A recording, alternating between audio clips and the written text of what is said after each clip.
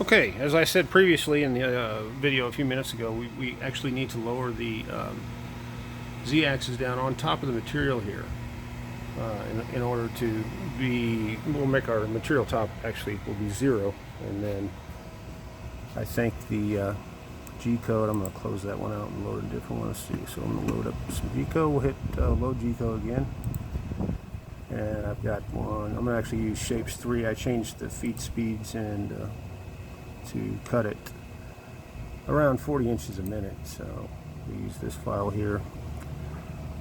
And now what we'll do is we're going to hit the tab key. You hit your tab key and that's going to bring up the job screen. And then if you click in this box right here, I'm going to type in 10 point for 10%. It's a much slower job feed. So when we hit page down here, our Z is going to move a lot slower. So let's go over and just lower that Z down to the top of the material.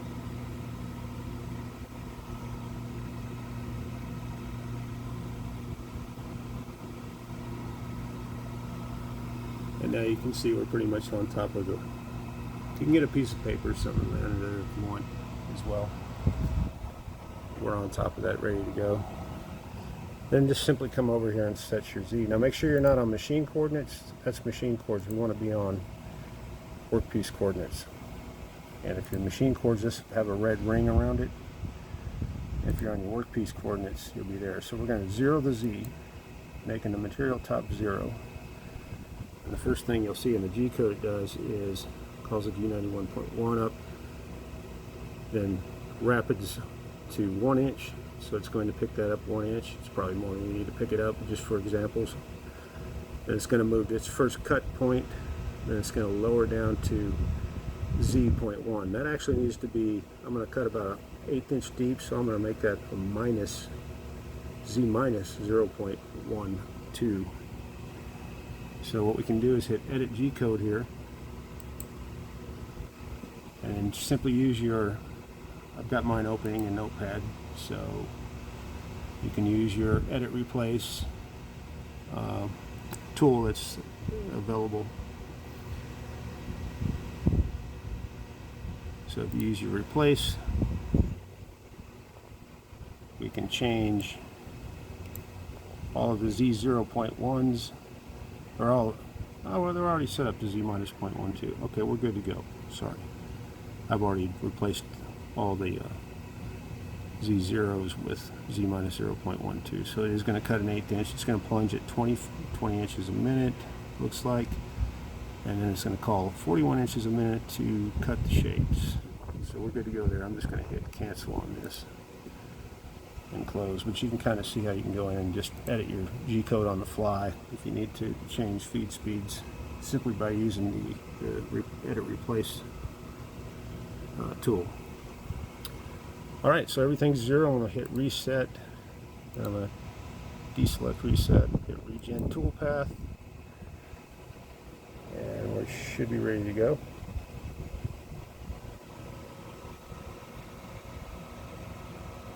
Before we do that, however, I'm going to raise up the Z and turn the router on. Let's do that right now.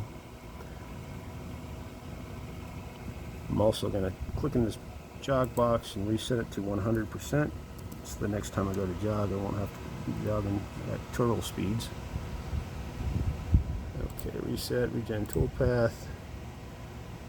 Let's walk over here and turn the router on, which is going to be extremely noisy.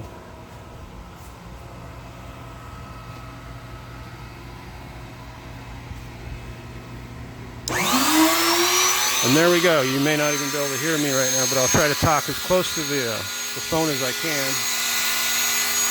And now we're going to come down here, hit the reset key again. Regen the toolpath just to be safe, and then I'm going to hit cycle start. And there we go. So we're heading over to the first cut.